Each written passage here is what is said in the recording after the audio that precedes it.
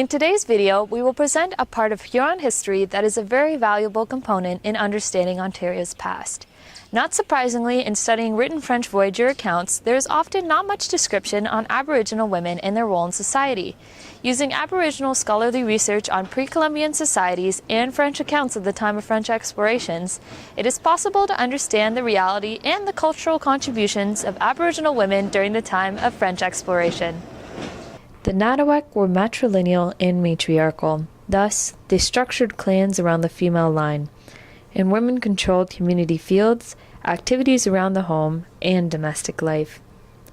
Clan mothers also exercised significant influence concerning the selection of leaders and their community's participation in warfare.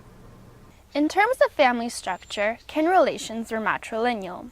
Men were reliant on women for daily living since longhouses were governed by women. Around the more permanent Iroquoian villages, agriculture was something taken care of by women as well as men through different complementary roles. However, it is estimated that women were primarily responsible for crops, which accounted for 75% of the community's food source.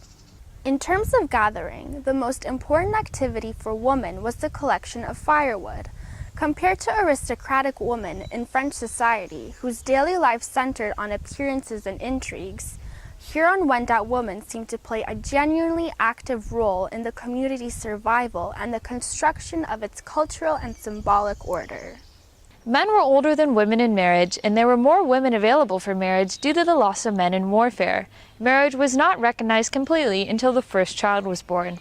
To initiate a marriage, a man would offer a gift to the partner that they chose, and they would become lovers. Then, if that was successful, there would be a wedding feast where both families would meet and agree on the relationship. For social well-being, the expression of emotions was never repressed, and women were not excluded from expressing aggression alongside the men. Grief and anger were seen as cathartic and essential to the well-being of the community and the healing of the individual's soul.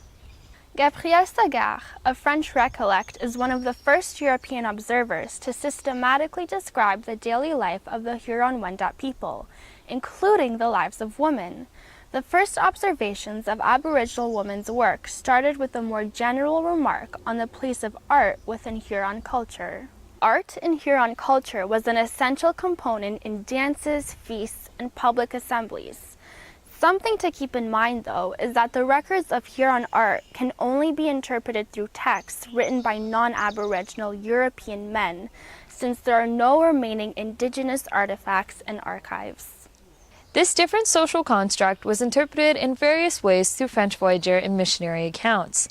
In some writings, missionaries dismiss Aboriginal cultural values in favor of French values. Sagard, however, offers a more objective perspective since he takes the opportunity to describe their cultural practices instead of rejecting and criticizing them.